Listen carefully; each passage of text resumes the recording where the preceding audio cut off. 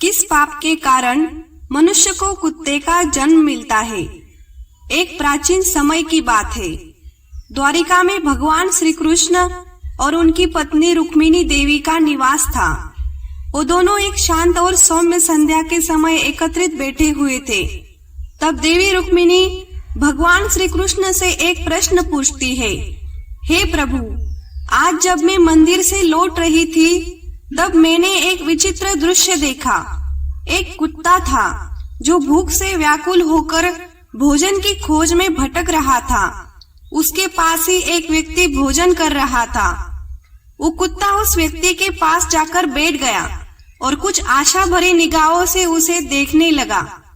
लेकिन वो व्यक्ति बिना कुत्ते की भूख और पीड़ा को देखे सारा भोजन अकेले ही खा गया। उसने कुत्ते को एक टुकड़ा तक नहीं दिया और वो कुत्ता भूखे पेट ही वहां से चला गया। भगवान श्री कृष्ण मुस्कुराते हैं और उन्होंने रुक्मिणी के मुख पर प्रश्नवाचक भाव को समझते हुए कहा, हे प्रिय, तुम्हारे मन में दो प्रश्न उठ रहे हैं, है ना? रुक्मिणी ने सिर हिलाते हुए कहा, हाँ प्रभु। पहला प्रश्न यह है कि कौन से ऐसे कर्म हैं जिनके कारण मनुष्य को कुत्ते का जन्म मिलता है, और दूसरा प्रश्न यह है, कुत्ते को भोजन कराना कौन सा पुण्य फल देता है।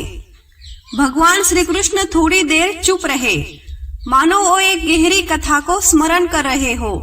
फिर वो बोले, हे रुक्मिणी, इन प्रश्नों के उत्तर एक प्राचीन कथा में छुपे हुए हैं। ध्यान से सुनो, ये कथा तुम्हारे सभी प्रश्नों का उत्तर देगी।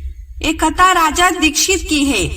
भगवान श्री कृष्ण कहते हैं, राजा दीक्षित अपने दिव्य सिंहासन पर विराजमान थे। राजा का शासन अत्यंत न्यायपूर्वक और करुणामय था। उनके राज्य में सभी जीव, चाहे मनुष्य हो, पशु हो या पक्षी, न्याय और प्रेम के साथ सुरक्षित जीवन जीते थे। लेकिन एक दिन राजा ने अपने राजमहल के द्वार पर एक कुत्ते का विलाप सुना। वो कुत्ता जोर जोर से रो रहा था, मानो किसी अत्यंत दर्दनाक पीड़ा में हो। राजा ने अपने सैनिकों से कहा, जाओ जाकर देखो ये कुत्ता किस कारण से रो रहा है और इसे हमारे पास लाओ। सैनिक ने कुत्ते को दरबार में लाकर राजा के समक्ष खड़ा कर दिया। कुत्ते की आंखों में करुणा और बेबसी के आंसू थे। उसने राजा को प्रणाम किया और कहा, हे राजन, मैं आपके न्याय की याचना करने आया हूँ। राजा कहते हैं, हे श्वान, तुम जो कहना चाहते हो शांत होकर कहो, हम तुम्हारा न्याय अवश्य करेंगे। कुत्ते ने कांपते हुए कहा, हे राजन, मैं एक दिन भोजन की खोज में भटक रहा था। मेरी भूख से प्राण व्याकुल हो रहे थे। तब मैंने एक सन्यासी को देखा जो मार्ग पर चल रहा था। मैं उसकी ओर अपनी विनम्रता से उसके पास गया, परंतु उसने मुझ पर पत्थर से प्रहार कर दिया, जिससे मेरा एक पैर टूट गया। मुझे बहुत कष्ट हुआ। हे राजन, मुझे न्याय चाहिए। राजा ने कुत्ते की बात सुनी और गंभीरता से विचार किया।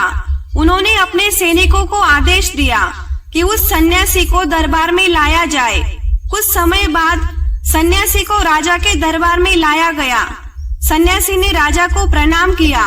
राजा ने उसे प्रश्न किया, हे मुनि, क्या तुमने इस निर्दोष जीव को पत्थर मारा और इसे इतनी गहरी चोट पहुंचाई है? सन्यासी कहता है, हे राजन, जब मैं भिक्षा मांगने जा रहा था तब एक कुत्ता मेरे पास आया और उसने मेरी भिक्षा की पोटली छू ली। क्रोध में आकर मैंने इसे पत्थर से मार दिया। ये मेरी भिक्षा का अन्न था जिसे इसने अपवित्र कर दिया। मेरे क्रोध का ही परिणाम है कि इसका पैर टूट गया। राजा ने सन्यासी की बात सुनी और मन में सोचा कि एक सन्यासी जो साधना और ज्ञान के मार्ग पर है, वो इतनी क्रूरता और क्रोध कैसे कर सकता है। फिर राजा ने कहा, हे सन्यासी, एक कुत्ता एक अज्ञानी प्राणी है। अपनी भूख के कारण उसने ऐसा किया, परंतु तुम्हारे अंदर तो ज्ञान और संयम का होना जरूरी था।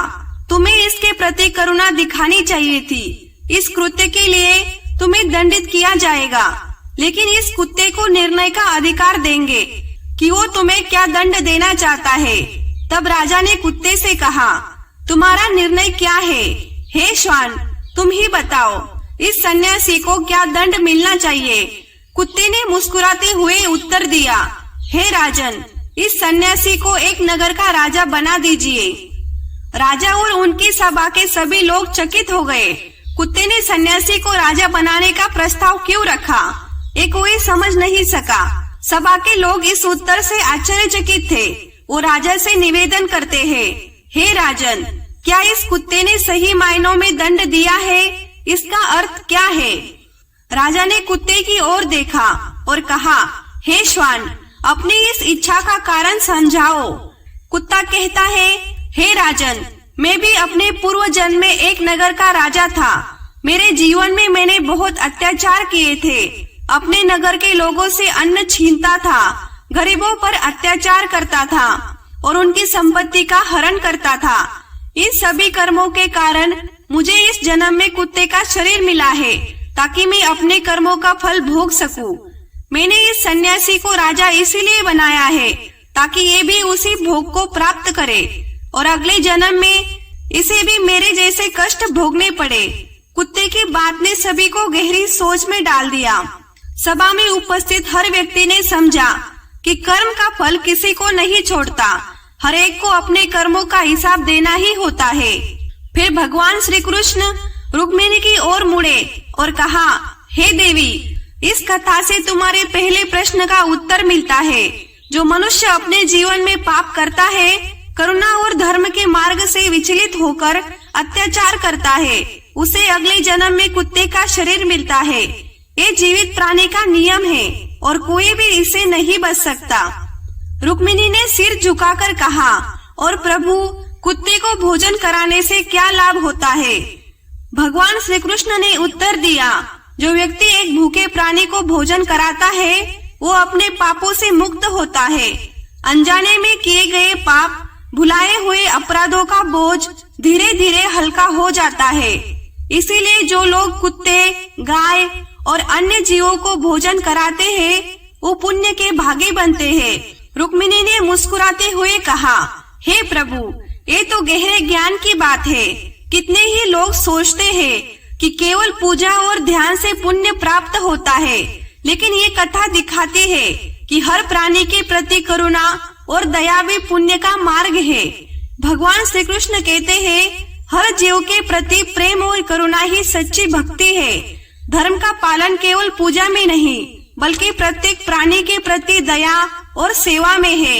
इस सृष्टि में कोई भी जीव अकेला नहीं है और सब एक दूसरे से जुड़े हैं। यही वास्तविक सत्य है। कथा समाप्त होने पर देवी रुक्मिणी भगवान से कहती है, हे प्रभु, आपका धन्यवाद जो आपने मुझे ये पवित्र कथा सुनाई। अगर आपको ये कथा अच्छी लगे तो वीडियो को लाइक और चैनल को सब्सक्राइब जरूर करें। धन्यवाद।